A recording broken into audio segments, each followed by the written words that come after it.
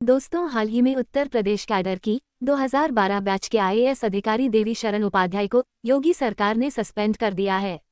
साल 2022 में उनकी तैनाती प्रयागराज में सदस्य न्यायिक राजस्व परिषद के पद पर की गई थी। देवी शरण पर अलीगढ़ में 35 भूखंडों के पट्टे मनमाने तरीके से बहाल करने का आरोप है। अलीगढ़ के मंडलायुक्त ने देवी शरण की उच्च स्तर पर शिकायत की थी। मामले की गंभीरता देखता हुए प्रदेश के मुख्यमंत्री योगी आदित्यनाथ ने उन्हें सस्पेंड कर दिया है। ऐसे में सवाल यह आता है कि किसी आईएएस ऑफिसर को सस्पेंड करने का अधिकार किसके पास है और इन्हें बर्खास्त कौन कर सकता है। आखिर नियम क्या कहता है? आइए तो जानते हैं कि एक आईएएस को निलंबित करने का अधिकार किसके पास होता है। दोस्तों, आपको बता दें कि एक आईएएस अधिकारी को निलंबित करने के लिए भी नियम है।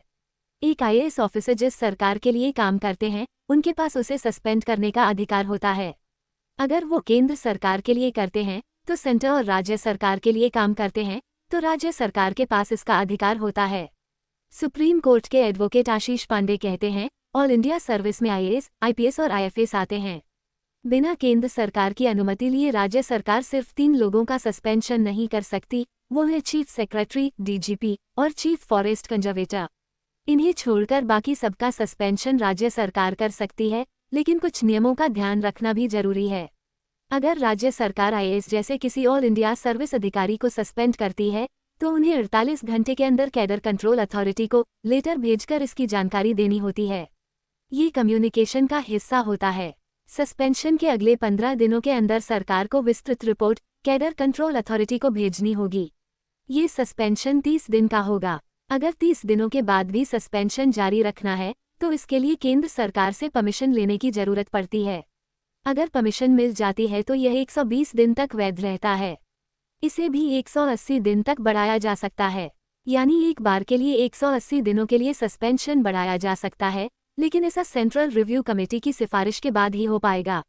अगर किसी आईएएस अधिकारी पर करप्शन का चार्ज लगाया जाता है तो इनका सस्पेंशन सेंट्रल या स्टेट रिव्यू कमेटी की सिफारिश पर अधिकतम 2 साल तक बढ़ाया जा सकता है। चलिए तो ये भी जान लेते हैं कि क्या कोई नेता या मंत्री किसी आईएएस अधिकारी को सस्पेंड कर सकते हैं या नहीं। दोस्तों, इसका जवाब है नहीं। अगर मंत्री केंद्र के या राज्य के department of personal and training से हैं तो मुख्यमंत्री से आईएएस ऑफिसर को सस्पेंड करने की सिफारिश कर सकते हैं। सस्पेंशन करना है या नहीं ये राज्य या केंद्र सरकार तय करेगी। अगला सवाल है, क्या होगा अगर आईएएस ऑफिसर गिरफ्तार हुआ तो? दोस्तों, अगर कोई आईएएस अधिकारी गिरफ्तार हो जाता है तो उसे डीम्ड सस्पेंशन माना जाता है। इसके लिए किसी तरह के कम्युनिकेशन की जरूरत नहीं होती है और वो 60 दिनों तक कस्टडी में रहता है तो उसे डीम्ड सस्पेंशन कहा जाएगा। यानी ये समय खत्म होने के बाद राज्य सरकार 30 दिन का अलग से सस्पेंशन जारी रखती है तो उसे डीम्ड सस्पेंशन के दिनों में नहीं गिना जाएगा। यानी सामान्य स्थिति में 30 दिन और सस्पेंड होना पड़ेगा। अगला सवाल है, इन्हें बर्खास्त कौन करता है? दोस्तों, आपको तो पता ही होगा IAS officer all India services का हिस्सा होते हैं, इसलिए इन्हें बर्खास्त करने का अधिकार केवल राष्ट्रपति के पास होता है। बर्खास्त करने का अधिकार उसी का होता है जो अपॉइंटमेंट करता है।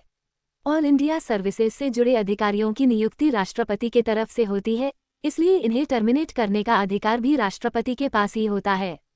जानकारी अच्छी लगी हो तो वीडियो को लाइक और शेयर करना ना भूलें। साथ ही हमारे चैनल को भी सब्सक्राइब करें ताकि आप लोगों को इस तरह की वीडियो मिलती रहे।